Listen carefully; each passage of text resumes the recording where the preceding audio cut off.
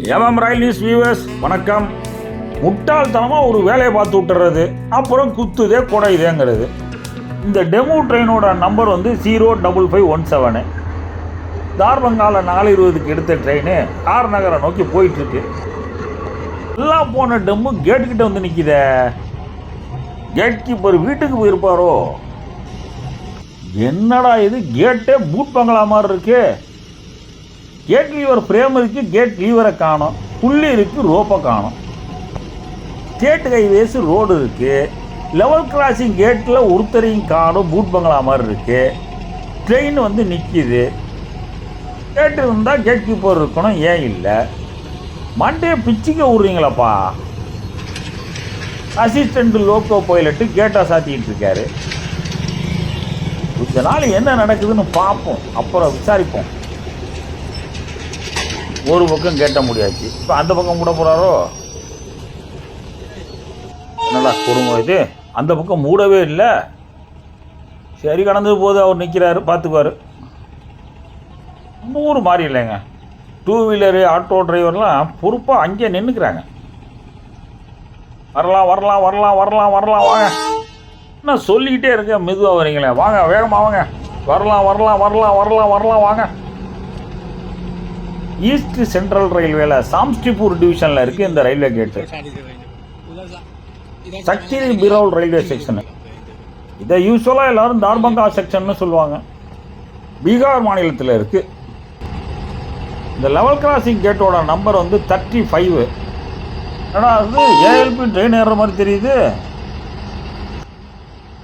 கேட்டை யார் திறக்கிறாங்கன்னு பார்ப்போம். பெனிப்பூர் ஹால்ட் ஸ்டேஷனை ஒட்டி இருக்கு இந்த கேட்டு. இந்த லெவல் கிராசிங் கேட்டு 56/9 57/1 கிலோமீட்டரில் இருக்கு. இந்த எல்சி கேட்டுக்கு முன்னாடி எல்சி கேட் நம்பர் 34 இருக்கு.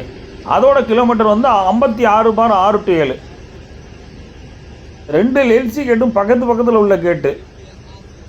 இந்த கேட்லேருந்து அந்த கேட்டு வெறும் 2 போஸ்ட்டு தள்ளி இருக்கு, அவ்வளோதான். ட்ரெயின் தானோன்னு பார்த்தீங்கன்னா ரைட் சைடில் ஒரு ரோடு போகும். அது வந்து எல்சி நம்பர் 34க்கு போகிற ரோடு. 1,30,00,000 2022 ஒரு டெண்டர் விட்டாங்க. இந்த லெவல் கிராசிங் கேட்டையும் அந்த லெவல் கிராசிங் கேட்டையும் இணைக்கிறதுக்கு ஒரு ரோடு போடுறதுன்னு. எல்லாரும் ஒரு கேட்டு வழியாக போங்க, நாங்கள் ஒரு கேட்டை மூடி விடுறோம் அப்படின்னு ரயில்வே சொன்னிச்சு. இந்த கேட்டை தாண்டோன்னா வலது கை பக்கம் ஒரு ரோடு போகும். அதுதான் இந்த 2 கேட்டையும் இணைக்கிற ரோடு. அந்த ரோடை போட்டு முடித்தோடனே இந்த கேட்டை மூடுறதுன்னு முடிவெடுத்துட்டாங்க. அங்கே இருக்கிறவங்கெல்லாம் சேர்ந்துக்கிட்டு இந்த கேட்டை மூடக்கூடாது, போட்ட ரோடு சைஸு பத்தலை, சரியாகவும் இல்லை அப்படின்ட்டாங்க. ரயில்வேயும் இருந்துட்டு போகட்டும், நாங்கள் கேட்டை மூடலை அப்படின்னு சொல்லிவிட்டு ஆளையும் போடலை. ஆள் புழக்கம் இல்லாமல் கேட்டும் பாலடைஞ்ச கேட்டாயிட்டு. அதிகாரிகள் கணக்குக்கு இது 3 கேட்டு. 3 கேட்டுக்கு நாங்கள் எப்படி ஆட்கள் போடுவோம்? ஆட்களை வேலைக்கு போட்டால் ஆடிட்டருக்கு என்ன பதில் சொல்கிறது? கேட்டு இருக்குது, ஆனால் கடற்கரை இல்லை. இந்த அக்கப்போரில் மாட்டிட்டு முழிக்கிறது லோக்கோ பைலட்டும் காடும் தான். இந்த இறங்கி வராது பாருங்க, இவர் தான் காடு. ஒரு பக்கத்தை திறக்கிறதுக்காக வராரு. சும்மா சொல்லக்கூடாதுங்க, அந்த ஊர் ரோடு யூசர்ஸை கேட்டே இல்லைன்னாலும் அந்த பக்கம் பொறுப்பாக நின்றுட்டுருக்காங்க. காடு திறக்க போகிறாருன்னு தெரிஞ்சோன்னு தான் கிளம்பி வராங்க. நம்ம ஊரில் பார்த்துருப்போம், மூடுன கேட்டில் உள்ளே பூந்து போகிறதெல்லாம். பீகார் மாநிலத்தில் இப்படி எல்லாமா இருக்கிறாங்க? பரவாயில்லையே. காடு வேகமாக கேட்டை திறக்காரு, லேட்டாகுது இல்லை. காடு கேட்டை திறந்து விட்டு அவர் ட்ரெயின் ஏறி அவர் பாட்டுக்காக போயிட்டார். அடுத்த ட்ரெயினுக்கு அடுத்த ட்ரெயின் ஏஎல்பி மூட போகிறாரு. அந்த ட்ரெயின் காடு திறக்க போகிறார். ட்ராக்கை தாண்டனா வலது கை பக்கம் அடுத்த கேட்டுக்கு ரோடு போகுதுன்னு சொன்னால, அதாங்க இது. 2 கேட்டையும் இணைக்கிறதுக்கு விட்ட டெண்டர் இதுதான்.